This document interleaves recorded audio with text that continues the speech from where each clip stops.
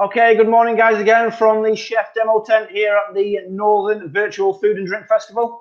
My name's Craig Sherrington. I'm going to be behind the scenes of the video today, but the main guys that are going to be out there are Chef John Fell, the Cumbrian chef, and Paul de Costa Greaves from Copper Crest, who's going to be doing the questions and answers that you guys are going to be asking of John today with the demonstration that he's going to be doing.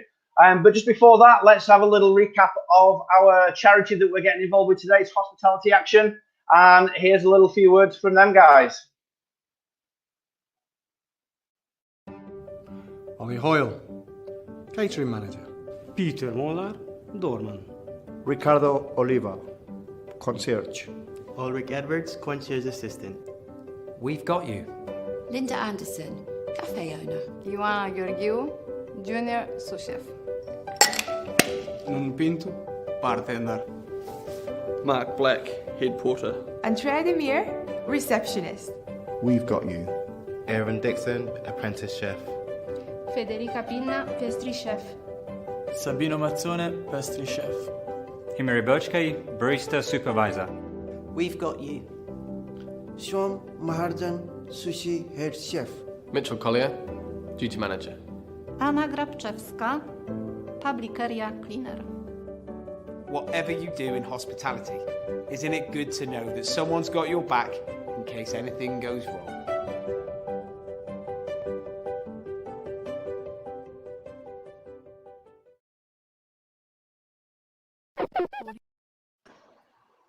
Okay, guys, we're live on screen. Let me introduce to you Chef John Fell, the Cumbrian chef, and Paul de Costa. Guys, take it away. Hey, guys, how you doing? Hey, John. How's it going, everybody? Hi, Paul. How's it going, Matt? How's it going? I'm very well. So, what you're cooking for us today? Do you want to explain a little bit what you're doing, and what about you as well? Yeah, we'll do. Okay, so what I'm doing to do, guys, I'm going to do two dishes. One of the dishes is I'm not going to say it's a signature dish because at my age, I don't think chefs at my age really have signature dishes, to be fair. But it's something that it's a dish that I've done for many, many years, and I started off with it when I was, oh my God, I was so young, about 21, and my old boss kind of got me into it. So that dish is pan-fried scallops with belly pork, apple puree, some crispy crackling, and a fondant potato, and a cider emulsion, which sounds quite flash and chefy, but it's not really. It's just that I've tried to make it look really good, so I don't look daft. So that's that one. And then, as most of you that sort of watch me waffling on my various forms of social media, you'll know I'm a huge fan of hake.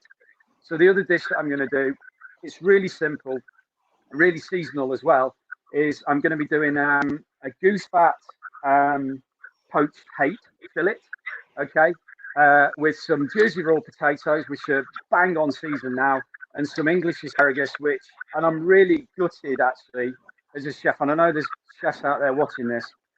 I know there's guys out there watching this, and all chefs are the same, I think, is that I'm absolutely gutted that I'm not being able to use asparagus this year. So from a chef's point of view, so they're the two dishes that I'm going to do for you guys. So there we go. Would you like me to crack on, Paul? Yeah, crack on with it, chef. All right, excellent. So what I'm going to start off with for a start, okay, is I'm going to start off just to poach the hake fillet, okay, and I use lots of different fishmongers up and down, and it's been fantastic to see these guys adapt to the situation that we're in. You know, they're all doing well. I say all. Majority of them are doing, home deliveries, next day deliveries, and the guys that I have become really friendly with is a company, Celtic Fish and Game, down in St Ives, and this has come up from them. It's come from Newlyn, and I'm a huge, as again most of you, some of you know, I'm a huge fan of the hake fishermen down in Newlyn. So that's my piece of hake fillet. Okay, I have lightly salted this, but the reason I've done that is just to draw some of the moisture out, and it's just to firm it up a tad. Okay, on here I've got my goose fat already warm. Okay, and I'm just going to add some herbs. So there's some thyme going in there, and some rosemary, and just because we can, we'll put some garlic in there, and this is going to flavor it up really nicely. I took the goose fat to 60 degrees, okay, and I don't want this to boil. It's almost like a confit, if you like, okay. It's almost like a confit. So I'm going to pop that in there, and I'm just going to let that do its thing. It's going to take about 15-20 minutes, all right. So that's that. And serving that with, and what I'm going to do is to serve that as well. You'll notice a theme running through this as well. I'm using lots of goose fat today. All right. It's slightly a little bit James Martin, where he uses lots of butter. John uses lots of goose fat. I just find it adds a fantastic flavour to lots of different things. All right. So I've got a pan on. I'm just going to put some goose fat in here. I've already cooked my potatoes in some goose fat, similar to the hake actually, just a little bit of sort of confit style, if you like, or kind of fondant potato-ish. So I'm just going to warm those up, and then in my little bag here, very very chefy. I'm not. I don't know what you think about sous vide, Paul. I don't know what your. I'm not I have to say. Sous vide is just one of those elements that's an extra component. And, where we're involved in a lot of education, throughout the colleges, it's important from our generation of old Cicerone and Kinton. It's these extra elements that, certainly help. But I'm sure you're going to do justice. And I know Celtic Fish are certainly watching. Yeah. Well, the guys, I did. It's this whole situation that we're in, Paul. It's been You're going to do justice. Really difficult for everybody, and it's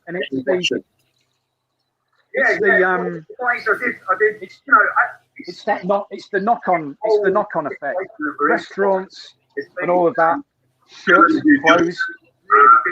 And of course, then it's your suppliers. It's your suppliers as well, which suffer as well because you're not buying from them, So it's a whole knock-on thing. And I've tried as much as I can all the way through this to help them, even if it's just something silly like, social media, a retweet. I might not even, there might be a company out there that I might not even use, but if I see a tweet or something on Facebook, I'll repost it, anything just to try and help. And it's not just fish. I'm not just talking fish. I'm talking about the lady that drops my eggs, the farmer up the road that's doing potatoes and all the rest of it. I just try as much as possible. John, just a quick one. Obviously, you've got quite a lot of young chefs that are logging into this festival that may be thinking about going to college or coming out into this industry. You were just talking about Celtic Fish, and certainly for me, when I had the restaurants as well, how important the suppliers are, because you can bring them in and they pretty much become part of your story. Is that what works with you guys? How did you come across them? Well, again, it's a long time ago. I've used these guys for a long time now. Probably they'll probably tell you. They'll probably be able to tell you in a minute. Maybe 8 years I've kind of known them. And I think what happens is, Paul, you find a supplier that you build a reputation with, and they understand you and you understand them, and they know what your needs are, they know what you're looking for, and you just build that reputation up, and it's that relationship that you build, and I think that's, it's everything. It doesn't matter whether it's your fruit and vegetable supplier, your milk guy, the guy that drops your milk, whoever it is, you build up this rapport. And I'm sure any chef that you're going to speak to today will tell you exactly the same. It's you build a relationship and a rapport with them, and they understand you and you understand them. So to any young chef out there, I'm going to say, get to know your suppliers, talk to them, go and visit them, go to their warehouse, if it's a butcher, go and see him, talk to him, look at how he butchers his meat. If it's your fishmonger, go and talk to your fishmonger. Just get to know them, and you will build up that reputation, that rapport with them, and hopefully you'll carry that through, and that will just carry on all through your career. Hopefully it will carry on all through your career. So well, you've been with John 8 to 9 years. 8 and 9, is that what they've said? Who's that? Is it Emma? Is it Emily? Emma. Is it Emily? Yeah, Emma. Yeah, Emma, is it? Yeah, she's what? Yeah. Hi, guys. Hi, Emma. So I'm going to do the emulsion now, and as I say, it sounds really chefy, but it's not really. I suppose it is, but it's nice and quick. So I'm just going to add a little bit of garlic into my blitzer. So you'll have to excuse the noise in a minute. Okay. We're going to need some sugar, and I will put these recipes up. I will put these recipes up online so that people can get them, because I know I do tend to waffle a wee bit. So I've added in the garlic, I've added in the sugar, and I'm just adding in now some cider vinegar, and I use Aspel cider vinegar. It's just what I use. I like it. It's got a fantastic flavour, and it's just something that I use. So I'm just going to give this a wee. A wee blitz. So what I'm trying to do now is I'm trying to make an emulsion. Okay. As I say, it sounds quite flashy, but it's just a chefy term for what we're doing is we're bringing the liquid together to form almost like a dressing, So I'm using grapeseed oil, not rapeseed oil, grapeseed oil. It's just the reason I use it is it's quite a neutral. It's quite a neutral flavour, quite a neutral oil. I wouldn't use olive oil for this. Olive oil's too strong. You could use vegetable oil if you wanted. Well, it's important what you're just talking about with the grapeseed oil, because again, when I used to do a lot of cooking like yourselves, in front of the public, I always got asked the question why I wasn't cooking frying stuff with olive oil, for example, and I was using a lot of rapeseed oil. Rapeseed, I think, is one of those local elements that's a regional product, but it gives you so much more, certainly on the cooking side. Yeah, I think the reason we all use. I mean, I think I'm slightly older than you, Paul. So I'm kind of old. Let's not talk on age. I'm kind of old school. So let's not get on to age. So I'm quite old school. So it was all olive oil, It was all olive oils, and then we became slightly more aware of what we were, as a chef, we were, what we were doing and what we were using, and we kind of went on to rapeseed oil. Then became quite sort of chefy, fashionable. But there's, it's because I use it just because it's got a great. I use it because it's just got a great flavour, and there's some fantastic, again, there's some fantastic rapeseed oil out there, I'm going to finish one of my dishes. You've got a lot of support for your recipes. People can't wait to get these posted online. Yeah, they're probably wishing that I would shut up and just get on with it, I would imagine. But there you go. Each chef has a story. So I'm gonna pan fry the scallops now. The scallops that are going to go with the pork. I'm gonna go totally against what a lot of people what I do. What I hate to see when people cook fish is a pan that's full of oil and it's spitting and there's flames flying all over the place. And the thing about scallops is you want to get them done, and you want to get them done really, really quickly. So as you can see, again, I'm using scallops from Celtic Fish and Game. So thank you very much for these guys. They're absolutely wonderful. And what I've done is I've just squirted some of the. You'll notice, as I say, you'll notice a theme running through this. I'm using a little bit of goose fat, and all I'm going to do is I'm just going to pop these in and just coat them. I'm not going to put any oil into my pan. I'm just going to oil my scallop. And I know there's probably chefs watching this now. They're going to be screaming, "What on earth is he doing?"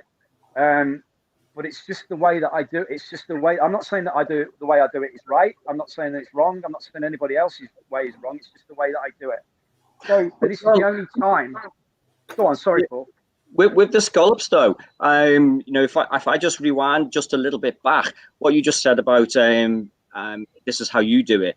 You know, there's never ever a new recipe. We just take a recipe and we take the components like a box of Lego, and we build the recipe to suit ourselves. And you know, I see you're using king of the diver scallops. You know, students out there, you know, there is other styles and sizes of scallops. Why are you choosing to use that particular one? Is it because of the texture and the? Yeah, I mean, it's. I think it's just you use what you use for that dish, Paul. If it makes, you know, you build as a chef and as a young chef, you'll get to learn this. You build the dish, and you get to. You might try different. You know, you might try different. You might use queenie scallops. You might not use scallops. You might want to use langoustine tails. You know, there is, like you say, there is no right or wrong. It's as a chef, you just build the dish and you try things. I have tried this. I've tried this dish with langoustines. I've tried it when I could afford it. I tried it with lobster tails. But I'm a poor chef now, so I kind of can't afford it. But so you kind of you use whatever it is. I know everybody knows this, but I'm just gonna say this anyway. I've got my pan. The only time that I use a rocking pan, a red hot pan for fish, is when I'm cooking scallops. Normally I just start on a low heat, even if I'm pan frying fish, and then raise the heat as I need to. But so I start off, and I'm going to give these probably.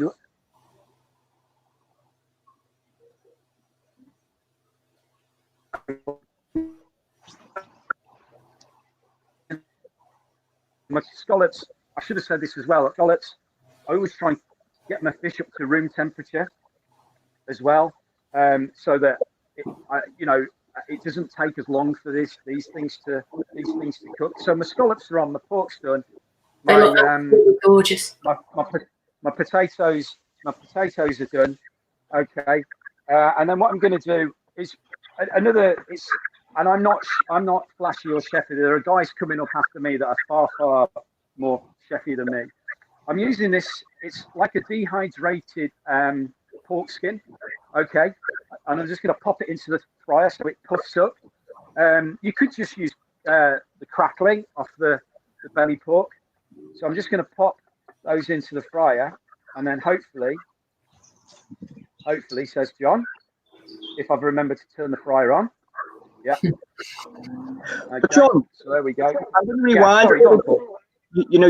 You mentioned about you've got other chefs coming up here, and their techniques may be different to yours or mine, etc. Beautiful thing about the hospitality industry, everybody has their own identity because you are that artisan, you are that artist in your profession, and what you're doing with the fish and using the suppliers is the uniqueness to how you're presenting and how is your personality, I suppose. Yeah, I mean, yeah, absolutely. I mean, you've hit to be fair, Paul, you've hit the nail on the head. It's like, you know, it's great. It's great that if you're a young chef and you pick up ideas from chefs that you see on TV and all the rest of it, but eventually you're gonna if you're gonna go on, you're gonna need a personality, and you're gonna need an individuality in your cooking. Otherwise, you're just gonna. And it sounds awful. I don't mean this in a derogatory way. Don't going to follow what somebody else is doing. Absolutely. Okay? And it's you need to be individual, and you know, and I don't mean that awful. I'm not trying to be. I mean, it sounds like I'm being a bit derogatory. I'm not. It's not like that's not what I mean at all. You need to be. You need to be. I don't mean different, but you've certainly got to. You've got to be individual. Otherwise, you're just going to. Well, I look at it as an artist. You're an individuality artist, and your expression, your emotions, and your passion in what you'll bring together. And again, you know, what you're talking about is quite rightly. I think every student chef maybe watching this, or you know, anyone coming into this industry, will always have that task of, you know, which route do they want to go in? Do I want to go into a hotel? Do I want to go into a restaurant? Do I want to have a Michelin restaurant, or you know, do I want to go down that route? For me, when I opened my restaurant, my first and foremost was to get bums on seats, and to make sure that repeat business came back. I was never ever after, you know, the stars. Okay, yeah, the awards and the rosettes came along, which was great, but I think, you know, once you identified and you see which route you want to go, then the uniqueness follows. Yeah, I mean, and I think there's nothing. Yeah, you've probably said everything that needs saying about it, Paul. Really, you do need to be. It's difficult, and it's hard to be unique. It's difficult to, you know, I know I joke or semi-joke about my age. You know, I'm kind of like, you know, I'm so old school that I think old school was written about me, you know, because I am so old school. And this is, you know, I still, you know, I picked up different techniques and all the rest of it, but I still cook the way that I've always cooked, albeit I pick little bits of technique and all the rest of it. And I still watch, you know, I still watch, you know, some brilliant chefs out there on, you know, on various different platforms, and you watch what they do and you think, my God, you know, that why have I not thought of doing it like that? Why have I never, you know? Your pressure's on that, because when you post your recipe up, Emma from Celtic Fish has just posted up that they're offering home deliveries of fresh fish to everybody. So they can do your recipe justice with the fish. So anybody, no pressure then. no pressure. So anybody who wants that Celtic Fish, certainly doing the online ordering system for you guys. Absolutely.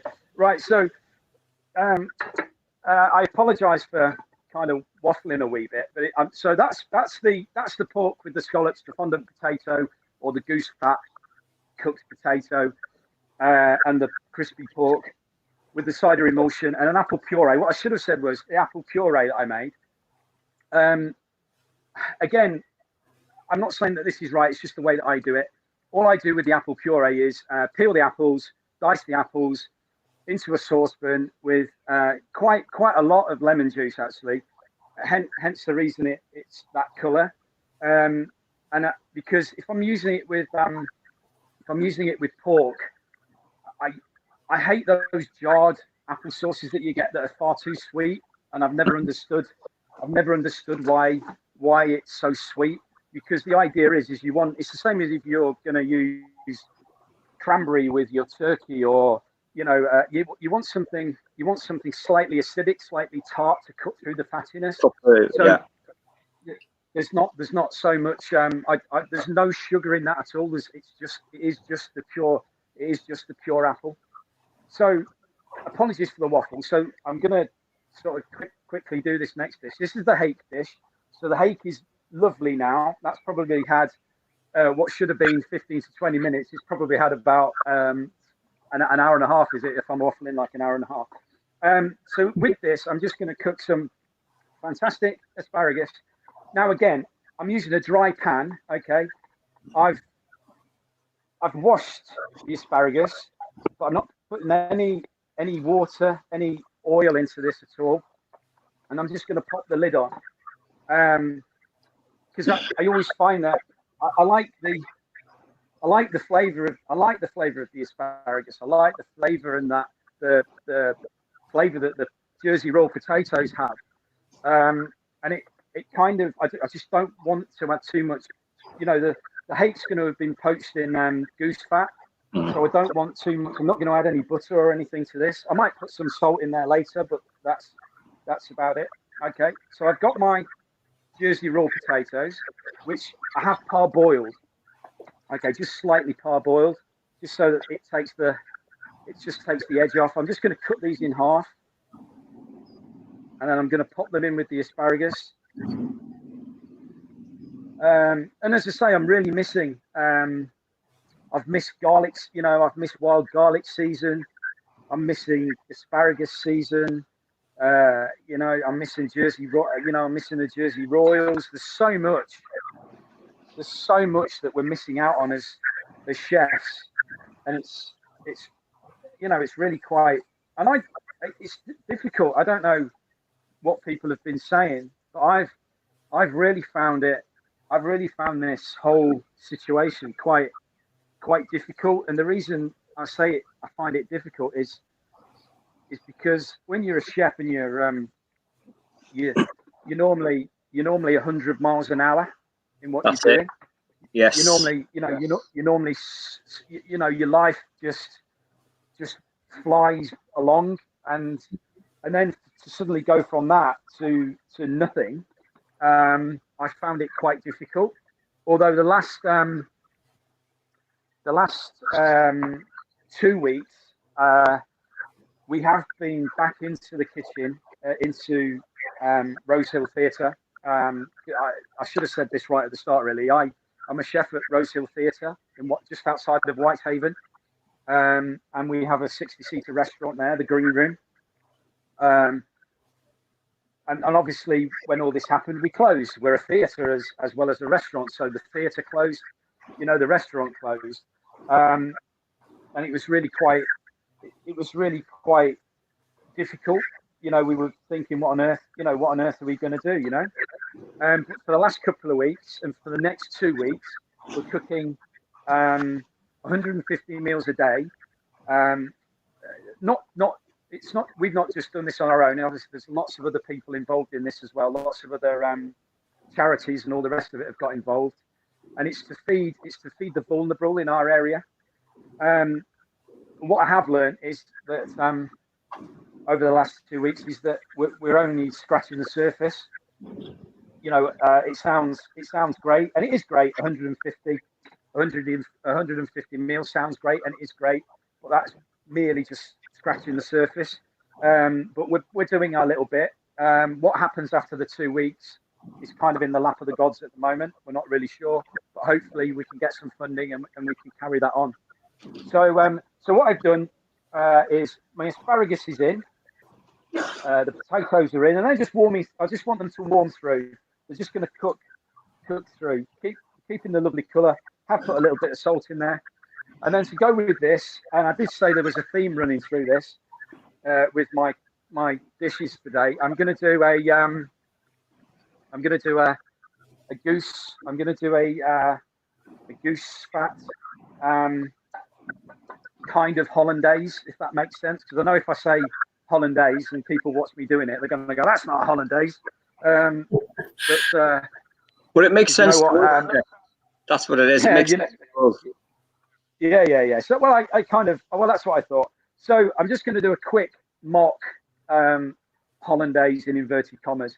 So I've got three egg yolks. Okay. I've got a splash of lemon juice. Got a pinch of salt. This is where I could look really daft now, Paul, but this doesn't work, So you got your hot water, You just made it. Yeah. You're just gonna. I could make myself look really, really daft. And then just a little touch of cayenne pepper, just to give it a wee bit of heat. Okay.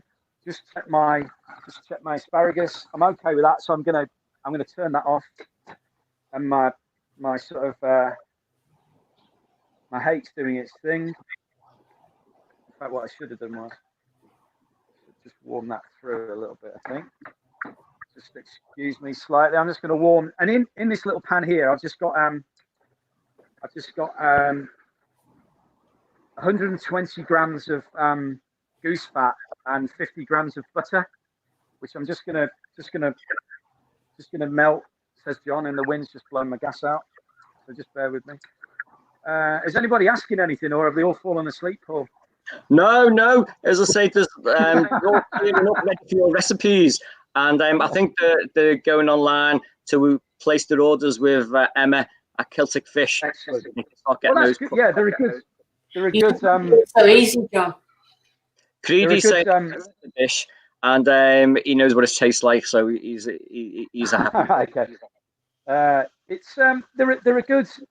It's difficult. It's this whole situation is difficult, Paul, because you can't. You know, I would love to buy fish and seafood and meat and potatoes from everybody to help them. You know, because this is so difficult, and I don't see how some of us are going to get out of the other side, you know. But so I wish that I could help everybody, and of course you can't. But you just try and help the people that you can. So I'm just going to blitz this up and hope that it works, and then very, very slowly. So this is my goose fat and my butter, which I'm just adding to the egg yolks, cayenne, salt, and a little squeeze of lemon. And I can probably hear certain chefs. I bet if Mr. Darren Creed's watching, I don't know whether he is or whether he's... Yeah, he's watching with his eagle eyes. Yeah, I don't know whether he's watching something else. But what I should have said was as well, that the scallop dish that I did was a dish that I did because I went to college at Loughborough all those years ago, and you used it back at Loughborough. Yeah, I went back. Yeah, I sort of, that's where I did all my training, and you know it's changed a hell of a lot since. And I went back in November, which now seems a lifetime away. But I went back in November. Darren very kindly asked me if I would go, and not with just me. There was Mark Fletcher, another good chef mate of mine, and we went back and we did a chef evening. And this was the scallop dish was one of the dishes that I did on the night. And Darren, if you ever get Darren on his own, ask him about the jack stand and the collapsing jack stand with all my salmon dish on. But we managed to rectify it, which is all good. So I'm just going to plate this up now because people are probably bored. So no, not at all. No, we're managing. I'm just going to take out that now, and that looks beautiful. Yeah, it is absolutely cracking. It is absolutely cracking. Okay, I am going to be a little bit chefy, and I'm just going to take the skin off. Just peeling them back his skin. Yeah, just peeling it off. The reason being, Paul, is that because I've poached it, I poached it with the skin on just to keep the fish together. But of course, as you know, there's nothing worse than I can't think of anything worse than soggy fish skin.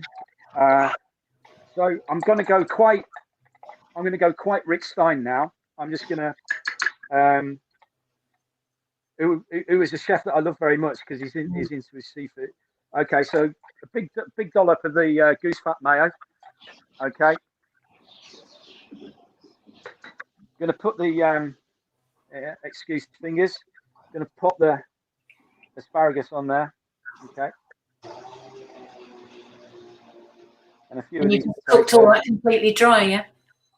Yeah, just cook them. It's just cooked till dry. Just it's just the way that I do it. You know, I'm not saying it's looks really right. good. It's just it's just I kind of, especially when you've got fantastic, especially when you do have fantastic, especially when you do have fantastic asparagus like this, it seems silly to do anything else to it. And I'm just going to just give it just a little bit of colour, which is a little bit chefy, but we'll just give it a little bit of colour. That, boy. Yeah, well, you know what chefs are like. Absolutely. There's a big thing with who's got the biggest blowtorch. You know what chefs are like. So just well, I think that's what it is. So I'm just to give it a little bit of colour, so it doesn't look too anemic. So there we go, and then I'm just going to finish it with. I've got a question. Yeah, go on. Sorry. Can you poach the fish in olive oil? Yeah, of course you can. It's a version. It's a version of that, Paul. It's a version of that, Paul. To be fair, it's a version of olive oil or any type. It wouldn't matter. You know, you could use beef dripping if you wanted. It's just another. It's just something else. It's just. But I'm a huge fan of goose fat. But you could use duck fat. You could use lard. You could use olive oil. You could use rates, you know, a good quality rapeseed oil. It's all about flavour, and you know, for any of you young student chefs, it's about trial and error. You know, absolutely. Try something. If it doesn't work, you try something else.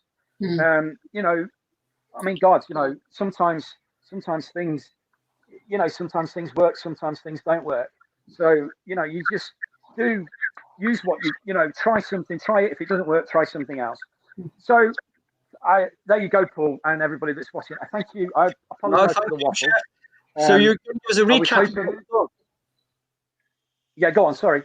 You're going to give us a quick recap on the two dishes that you've done for those that came in a little bit late while you're sipping your gin. Yeah. All right. Oh, did you notice that? Right. Okay. Yeah. So what I did? What the first? Let's tap water that. Yeah.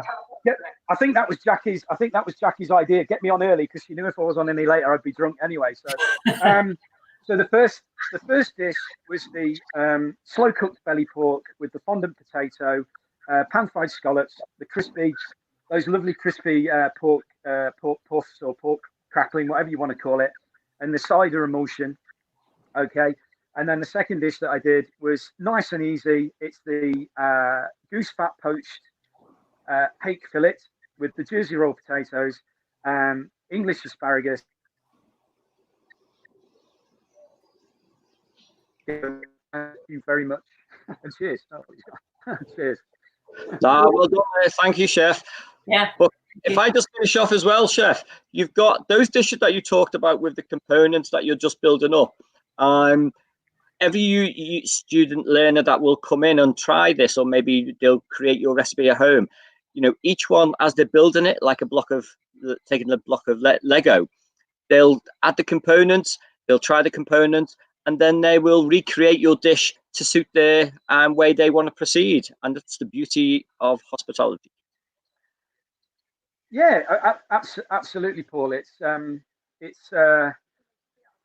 yeah, I think I might. I think I'm, yeah, kind of. Am I lost?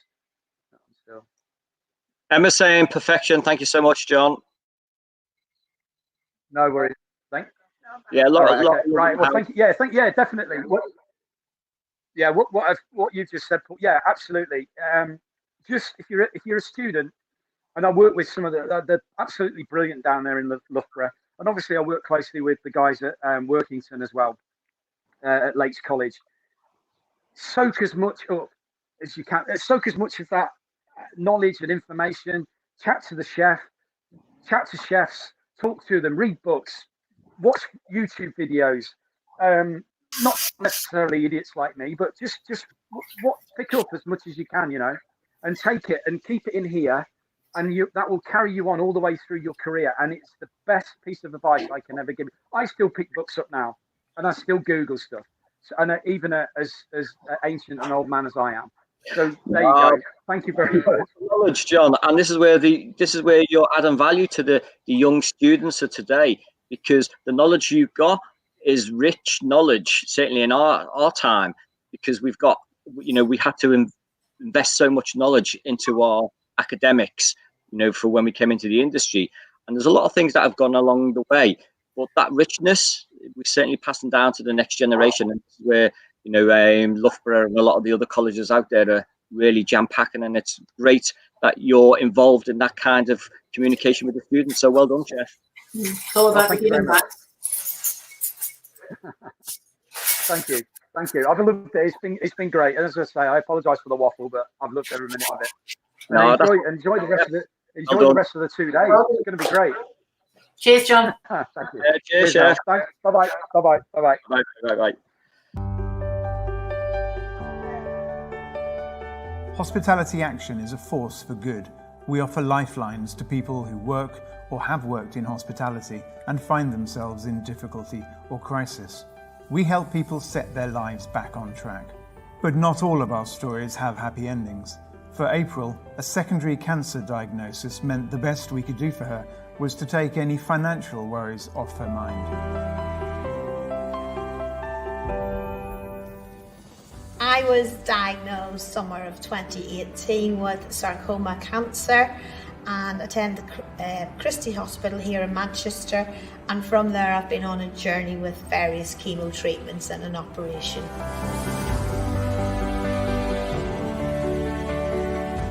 Oh, I've known about Hospitality Action for over 10 years. They've been very, very good to me. They have given me little Christmas presents. I came back on my holiday and I had a birthday present from them and a birthday card, which really surprised me. It was a nice little touch.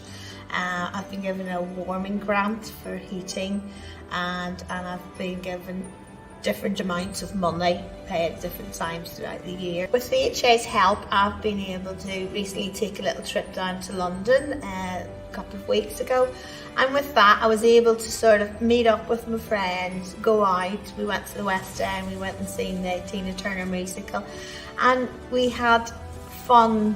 It doesn't take that much sort of to be with your friends and sort of having that sort of tranquility and fun. It's less pressure too. It's knowing that next month there'll be a sum coming in then too, and that'll pay off all the utility bills.